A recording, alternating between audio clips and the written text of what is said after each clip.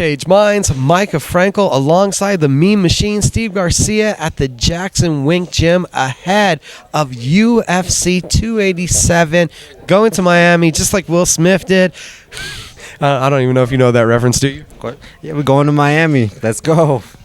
It's going to be a fun one. You're on another pay-per-view card. Going to be taking on Shayilan Nuerdanbieke. This is going to be a featherweight. We've seen you go back and forth. Are you comfortable now as a featherweight?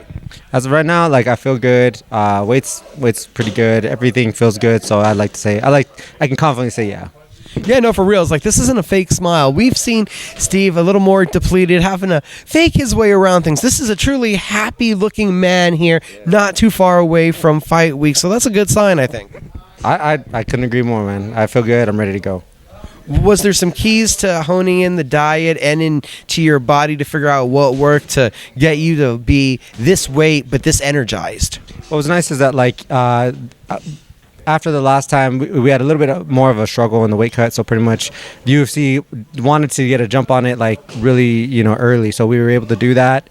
I was able to get my meals planned, everything was prepped, and we were able to get on the ball a lot sooner, which I think has helped tremendously. So I'm blessed, and I think that's kind of been a big factor in this camp.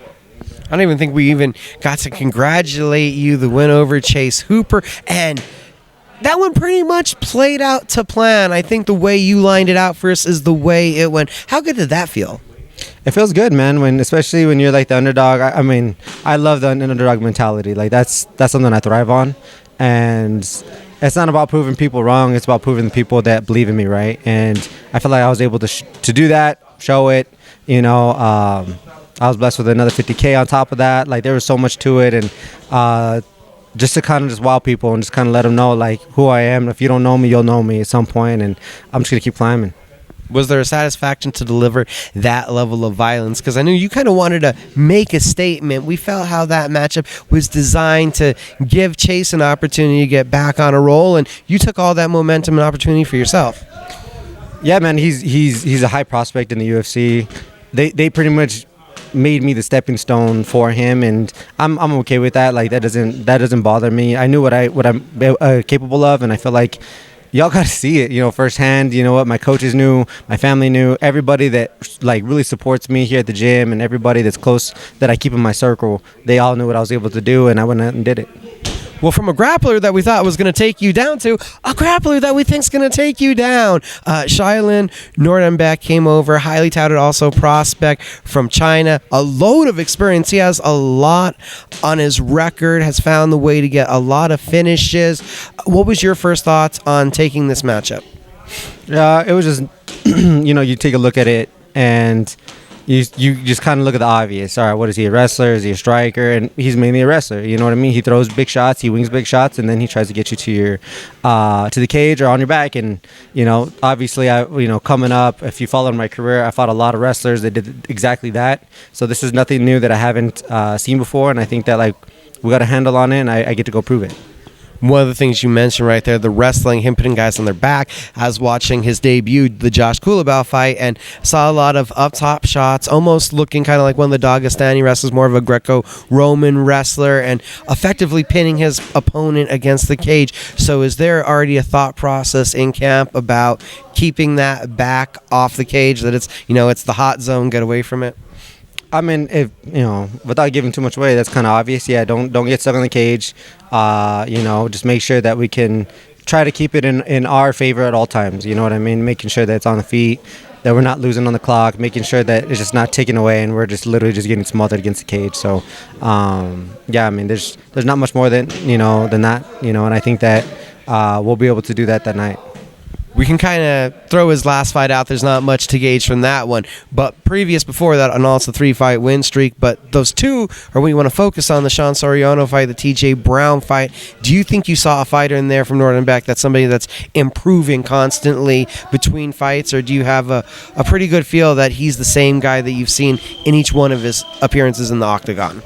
I feel like he hasn't progressed that much. He just does what he does really well, and I feel like he's gonna do the same exact thing. He might try to add a couple different things in there, as a fighter should, but looking at each individual fight, it just he does the same things. You know what I mean? I feel like when I fight, people don't know what they're gonna get, and sometimes it's a good and sometimes it's a bad thing. But you know what? For the most part, I bring the heat. Like, I'm gonna hit you, and more than likely you're gonna fall if I can connect. So I feel like it's not that I'm not worried about him, because he does wing shots. He dropped, I think, TJ Brown. He has power in his hands and stuff like that. But that's my world, and I think I can dominate there. Is there a comfortability with understanding how he's going to attack that you've, as a 6 foot tall bantamweight, no one was trying to strike with you here throughout the amateur, so you're used to seeing guys trying to shoot in with you a multitude of different takedowns? Yeah, I mean, I fought former world champions that actually did that, and they did it really well.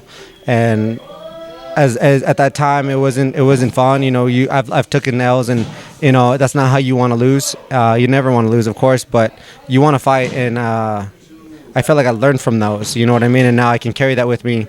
I use that experience, and now I can apply it, because I know much more than what I did back then. And I feel like this fight will kind of show that.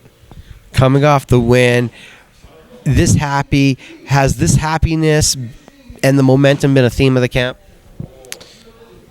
I wouldn't say it's the theme of the camp is happiness. It's just being ready, being blessed. God has truly blessed me, and I'm very grateful for the people around me, grateful for my wife and my kids and my family, my support, my coaches, my team. I feel like there's just more, just like I can sit down and I'm just like grateful. You know what I mean? I'm happy in that sense. You know what I mean? And I know that I put in hours amongst hours in the gym every single day, so I know that like that's my crutch. My hard work is my crutch, and I'm like, I can lean on my crutch when I need it. I'm gonna try to go out there, just use God-given abilities and stuff like that. But if I need to bring out the dog's there, and we're gonna go for it. I feel like for the last fight, there was a thought in the back of your head that was always present of wanting to bring violence into the cage, that there was almost wanting to put that intention into finishing or making every strike hurt. What's been the prevailing thought in the back of your head for this one? That doesn't change. That's still the goal every single fight. You fight Steve, it's going to be a painful 15 minutes if that's as long as it goes. Even if I'm, getting mauled, whatever the case is, like you're just not going to breathe. You just want to get the hell out of there. That's really what it comes down to. And when I step foot in the cage, like that's what I bring, is just violence. Like I want to win, no doubt about that. But one thing I can always guarantee is that it's going to be painful.